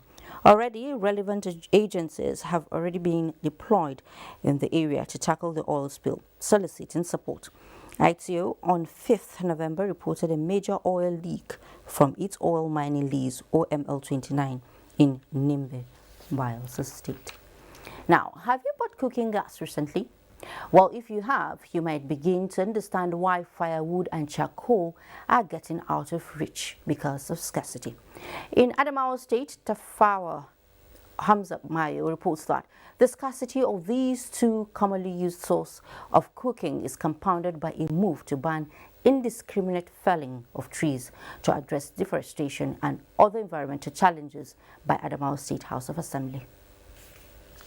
By environmental challenges caused by deforestation and other negative human activities, the Adamawa State lawmakers prepared a bill to check the ugly act by prescribing 3 months jail term or 20,000 naira fine on anyone who cuts down a single tree. Equally, the legislature stipulated 6 months prison term or 80,000 naira fine or both on any person who, without valid permit, uproot, stripe off the bark or leaves of a tree, set fire on any tree or shrub, or damages in any way or destroys a tree. To the lawmakers, the bill is necessary going by the way and manner trees are being cut down indiscriminately across the state, thereby affecting the socio-economic development of the state and the nation at large. To that effect, sellers of firewood and charcoal, as well as consumers of the two major sources of cooking in the state, are not finding it easy because the trees are no longer available. Before, a truck is sold in between 8 to 14,000 naira, but now it's in between 28 to 35,000 naira. We are in support of laws to make trees available so that we can survive. Before, a charcoal of 100 naira is enough for my cooking, but now even 200 naira is not enough. To most consumers, kerosene and cooking gas are beyond their reach and resulted to go back to the traditional source of cooking. The ratio of increments compared to our income, that is salary, is very, very difficult for us to manage our homes now. There are over 30 gas plants that are in the process of getting registered, either at the site suitability stage or approval to construct or waiting for the license to operate. So I believe by maybe first quarter or mid-day next day, you'll find out that they've spread almost over almost every local government. Adamawa State is one among many in the country that the weather is not soft on the people as a result of deforestation, and any move to address that is a welcome development. In Yola, Tafawa Hamza Mayo, NTN. Now, what do you know about interstate trade in Nigeria and how to make the local communities viable? Well, it is a start point for achieving success of the African Continental Free Trade Area in Nigeria as the federal government takes the AFCFTA campaign to state governments. Leah Katumba Batende completes the story. In the midst of scarce revenue, one thing remains certain. Nigeria is a vast market space and a land of opportunity. Since signing the African Continental Free Trade Area Agreement in 2019, Nigeria has continued to develop the strategy that will ultimately be beneficial to all. Hence, the interface between the National Action Committee on AFCFTA and subnationals. Access to market is critical. It is a wake-up call for subnationals to increase local investments and promote backward integration across sectors that include logistics, supply chains, and transportation infrastructure, first for local demand before exports.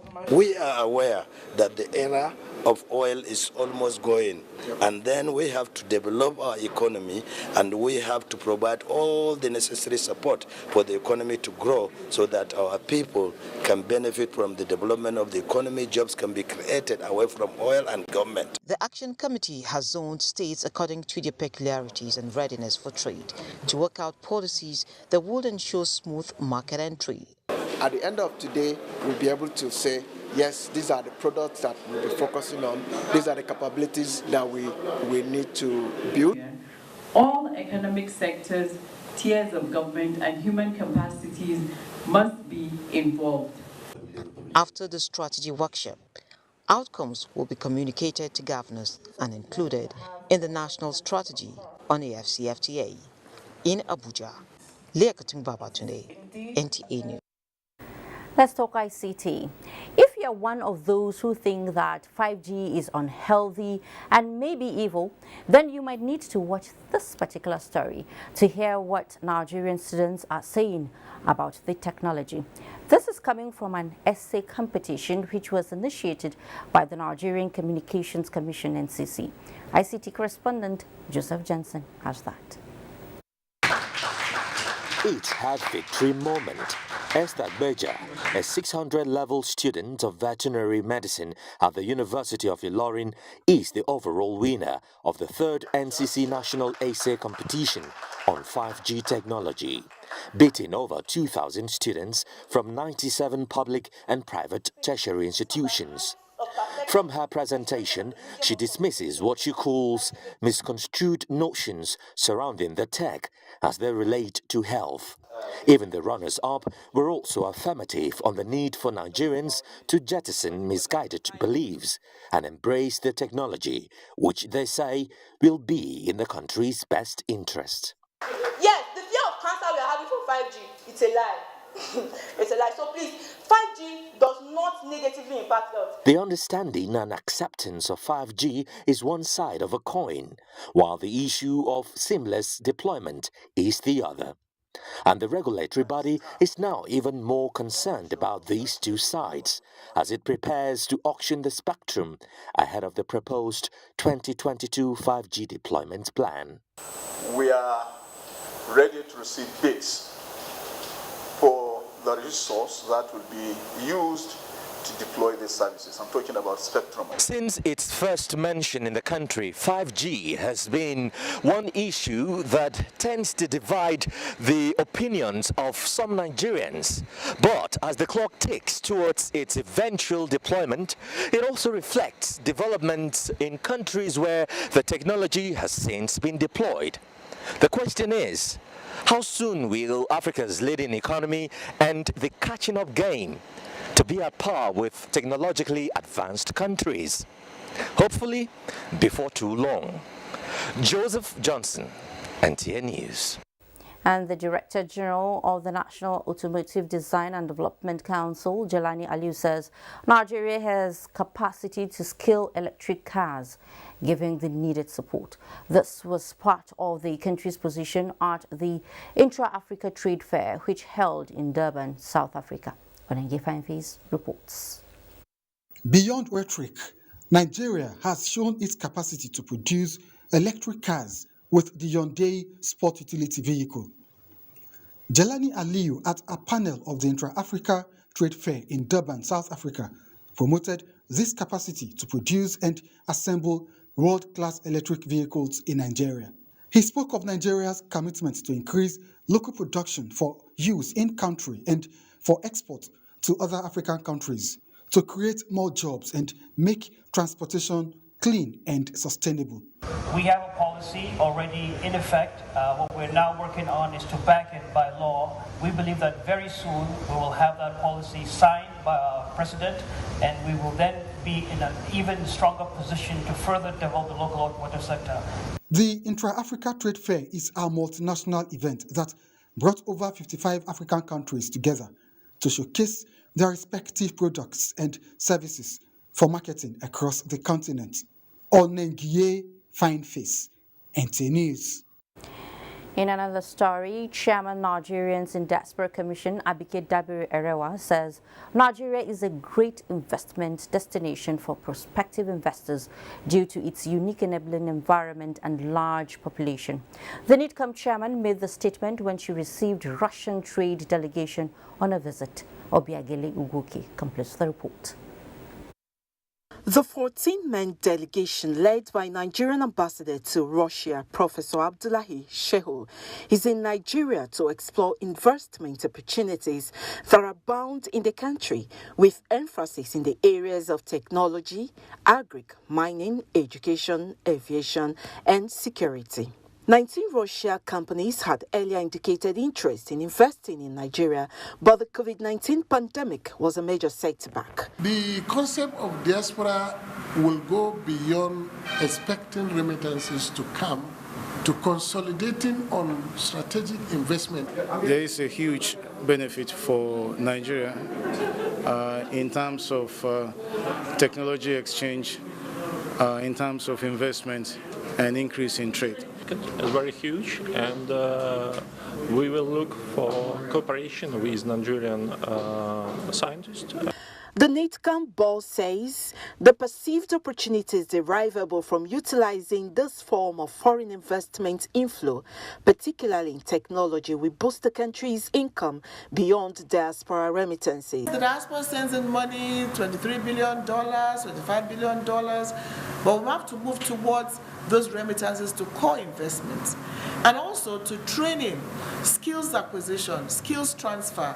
You have the knowledge, you've been exposed, you have a wide array of good best practices to be able to bring back to Nigeria. She presented the diaspora icons at 60 and NITCOM newsletter to the delegates. The delegation also included representatives from Ministry of Trade and Investment. Obiageli Ugoke, NT News. Thank you, Obiageli.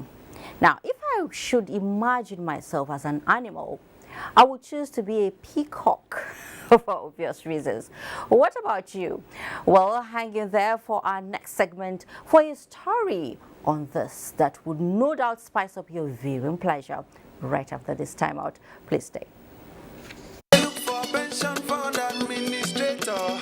We're soft, make sense, we care for me. Shy. No be the time when story go enter the matter when it's time to deliver.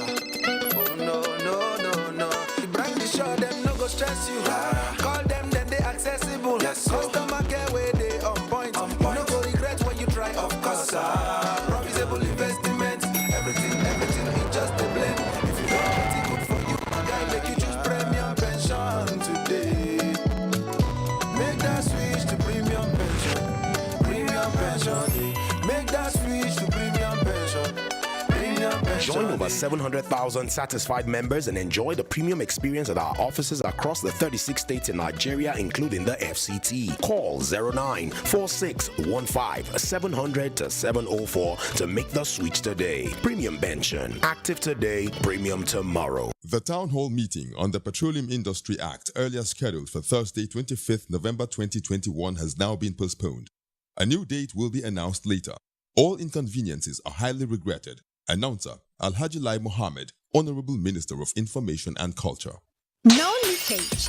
Yes, moped. No leakage. No leakage. No leakage.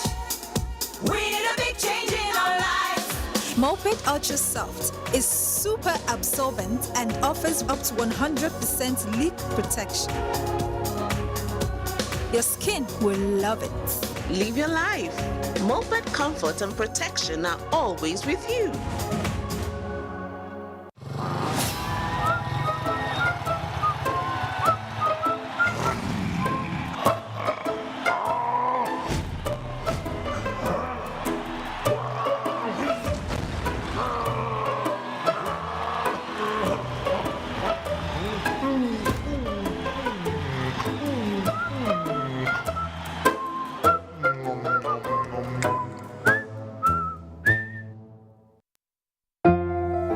At the first sign of pain, you need a solution that you can trust. Try Panadol Caplets. With Panadol's Optizorb formula, the tablet absorbs quickly and starts providing fast and effective pain relief you can trust. Try Panadol Caplet. How to make a perfect bowl of love? A perfect blend of taste that brings every ingredient to life. The fusion of different spices. The unique aroma that rejuvenates your senses. The heartwarming deliciousness. And the satisfaction that comes from every bite, which makes you say, I love my Indomie.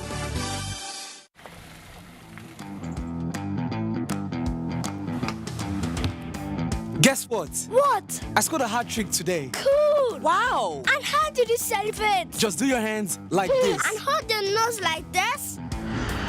Body odor is caused by germs. That's why you need the new improved Dettol Cool Soap, which protects against 99.9% odor-causing germs with an extra burst of menthol freshness.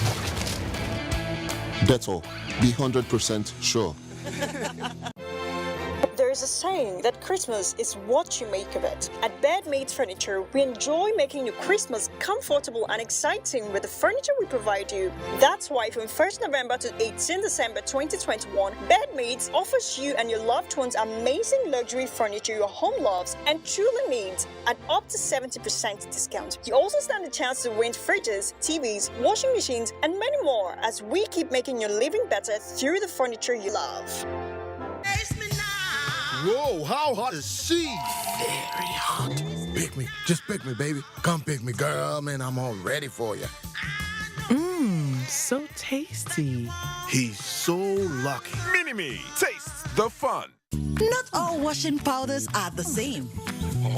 Sunlight adds bursts of freshness to cleaning power to give you Sunlight 2-in-1 for sensational cleaning and freshness that lasts.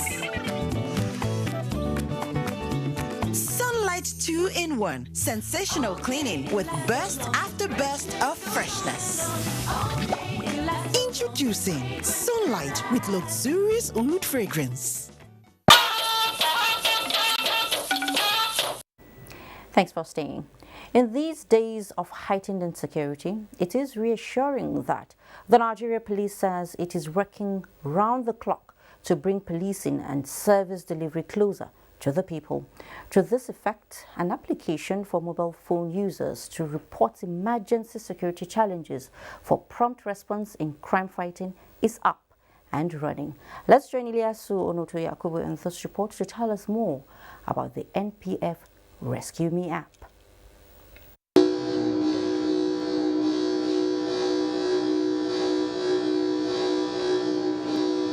A smart technology that allows users to request for specific help on emergency depending on the severity of the situation, such as rape, armed robbery, kidnapping, and domestic violence, among others.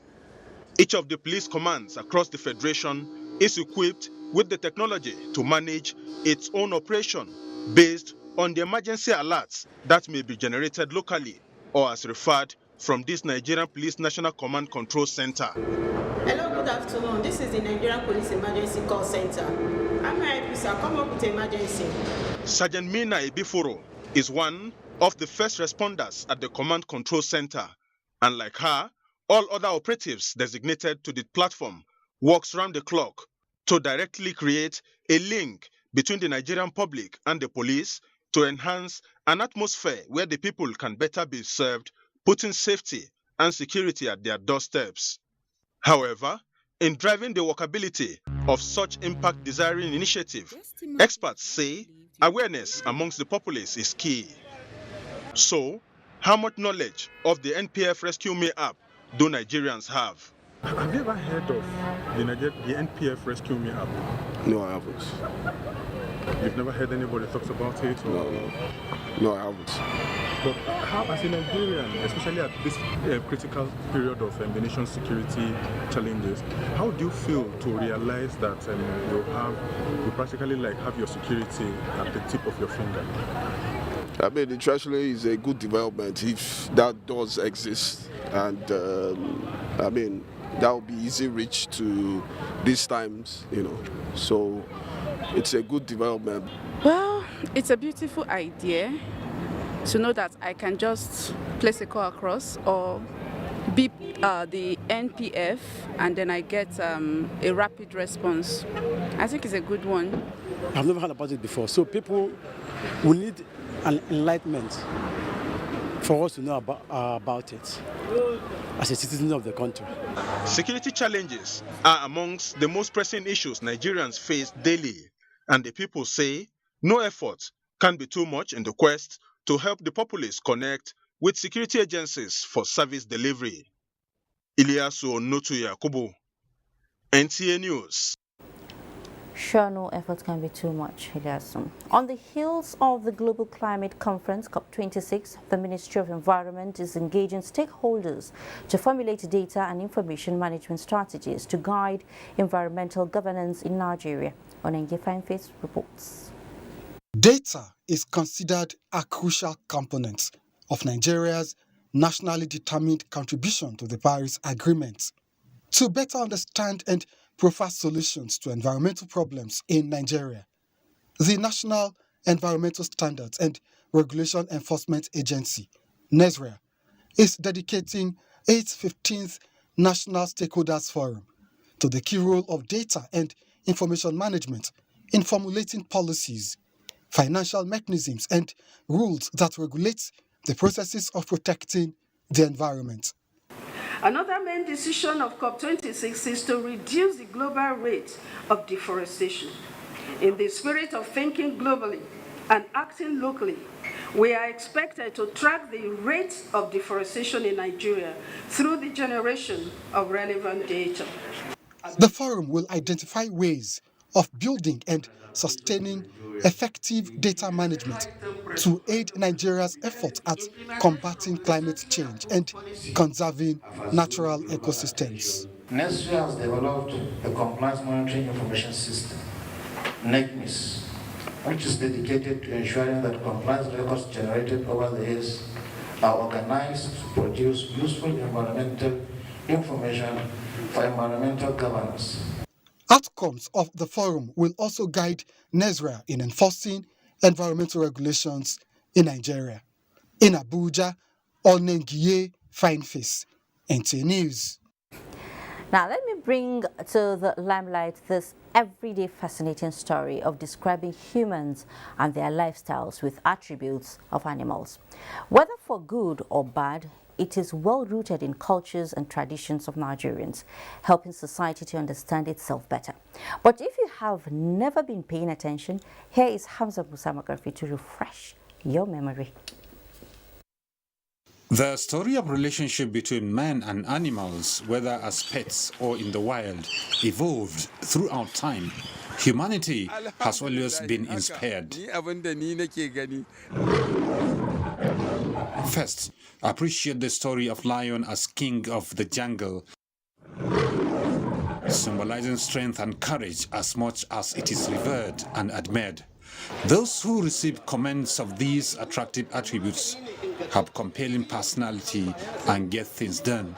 Many people would like to have the attributes of a lion. In many palaces around Nigeria, royalty is adored and praised by the attributes of the lion. Therefore, you see, you can understand that that person is very powerful, he has charisma, isn't he? He is very committed, very strong. You understand. You come to think of royalty. But because of the position of affluence now in the society, you find that if you are well-to-do, people... But it is not only the lion. People are personified with attributes of many other animals, like hyena and the rest. But the same behavior, you know, I assume selfishness, you understand, wickedness. Look at hyena. Hyena is known to be, it easily terrorize people, and it easily get terrorized. Animals in shaping society's understanding of life figure in everyday stories, traditions, literature, songs, and folklores. Some people actually, they are not more than animals in their characters and their behaviors. And that is why philosophers are saying that there is animal in us.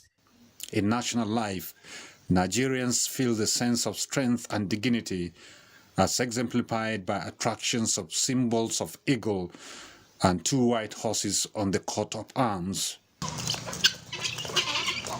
Chicken family described as pretty smart, yet from the instinctive behaviors are inspiration to humanity. Yeah, about 10 that will be following the mother. Once the mother gets something, it will look for the chicken.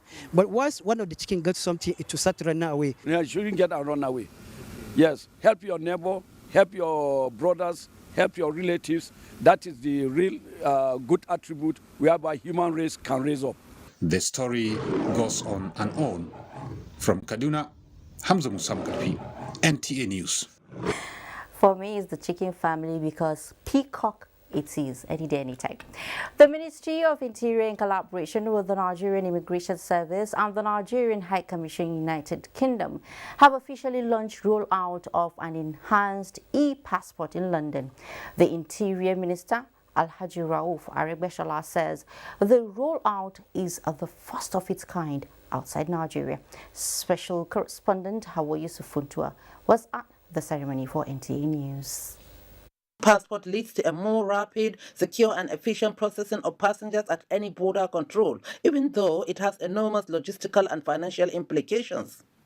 Against this background, the Interior Ministry and the Nigerian Immigration Services took the bold step to roll out the enhanced e-passport to ease the pressure from the backlog of productions due to the COVID-19 pandemic, as well as to respond to the global conception and commendation that the Nigerian e-passport is one of the best biometrically produced security documents in the world. With the technology we are bringing in, we can extend enrollment, that is biometric data capture, so that we don't have to be here of getting a passport or the renewal of your passport. All Nigerians must ensure that their names arrangement is the same thing on name and passports. They must make sure that it's correct, it's a single identity. While appealing to Nigerians to avoid the use of touts and other sharp practices in obtaining their passports in the mission, the High Commissioner also said there will be an optional fee for those who applied for fast-track services. There must be an optional fee for people who want that service. Otherwise, that person will go to a tout or a cashier and will come and compromise the system. People should apply on time, 6 months to the expiry date on the passport, and there won't be no issue for fast track. Before leaving the mission, the Interior Minister interacted with some applicants to hear their various views on the mission services delivery. There were goodwill messages from the National Identity Management Commission and some Nigerian community leaders in the UK. From London, Hawa Yusufuntua. We're gradually winding down. We take our last break for the night and then bring you sports. Don't go away. Me and you, let's go to Ghana. Hey! Go and jump. This is Ghana. You've come here to seek for greener pastures. Make it your worthwhile. Any guinea fowl is a guinea. Guinea fowl has nothing to do with guinea. It's just the name of the fowl. So Ghana jollof, what is it Nigerian beans? What? Have we made before? No. Jasper! Help me!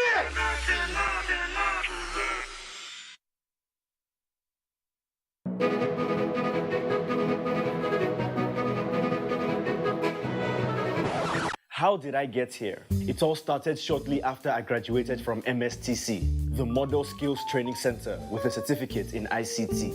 I successfully developed a data management program that has been called the software of the future. Thanks to its success, everyone wants it. And as you can see, now everyone wants me. But I'm not alone. The skills training programs at MSTC are equipping young Nigerians to become the next big success story. Whether it's ICT, mechatronics, facility technology, electronics and computer networking, or culinary studies, a certificate at MSTC is the way of the future. And just like me, there he is. Everyone will want you to. ITF, developing the nation's human resource. Did you hear the super exciting news? What have you heard? GoTV's going super. Are you serious? Bringing new channels with super awesome novellas, super duper kid shows. All right. And super slamming WWE 24/7. All at the super cool price of 5,500 Naira. Good. Get GoTV's brand new package. GoTV Super.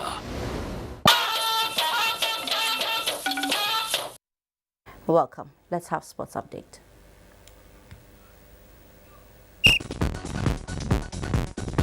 Millions of people around the world engage in one form of sporting activity or the other. While a large percentage are in sports to keep fit or for the fun of it, others are in sports for business. Whether sports for leisure or business, there are many business opportunities and financial benefits that accrue to all stakeholders, which include the athletes, technical officials who work sometimes behind the scene to make the sports great and interesting. To add impetus to existing FART, the federal government recently approved for the first time the National Development Plan for 2021 to 2025 that included sports, following its reclassification as business by President Muhammadu Buhari last year. With this, the Ministry of Youth and Sports Development is now on the National Steering Committee of the National Development Plan. Based on the reclassification of sports as business by Mr. President, for the very first time in the history of our country, a sum of 88 billion naira was allocated to sports industry development for the next 4 years in our country. Before now, sports get zero budget in the economic recovery and growth plan, but with the injection into sports development for the next 4 years, sports stakeholders said the necessary boost needed in making a difference in the world of sports in Nigeria is around the corner.